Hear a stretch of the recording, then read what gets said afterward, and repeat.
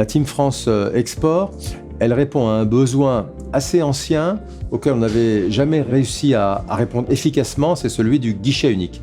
Depuis 2019, dans le même endroit, vous avez un conseiller qui va vous offrir toutes les solutions qui existent pour choisir votre marché, pour financer votre développement ou pour trouver à l'étranger les bons partenaires pour aller de l'avant.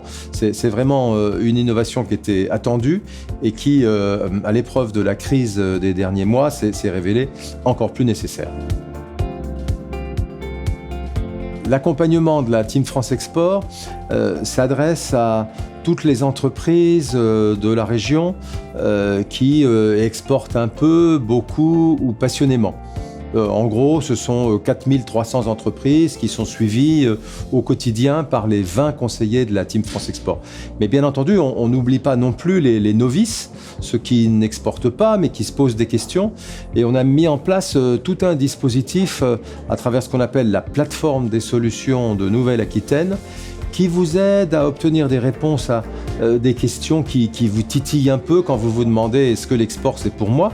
Une fois que vous avez fait votre marché parmi cette foire aux questions, eh bien, si vous le souhaitez, un conseiller en chair et en os va reprendre votre dossier et essayer d'aller plus loin avec vous en construisant une stratégie et un projet.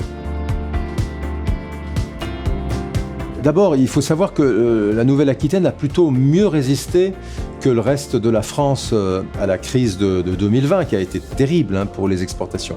Mais on a quand même perdu ici ou là pas mal de parts de marché.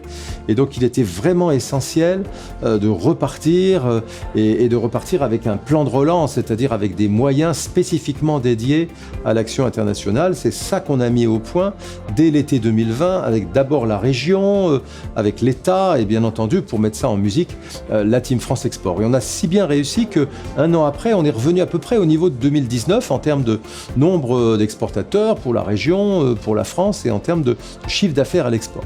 Maintenant, on veut continuer avec la région jusqu'à l'été 2022 au moins, pour faire en sorte que non seulement on ait retrouvé le terrain perdu en 2020, mais qu'on puisse faire de nos entreprises celles qui finalement auront plutôt gagné de la crise, auront saisi les opportunités.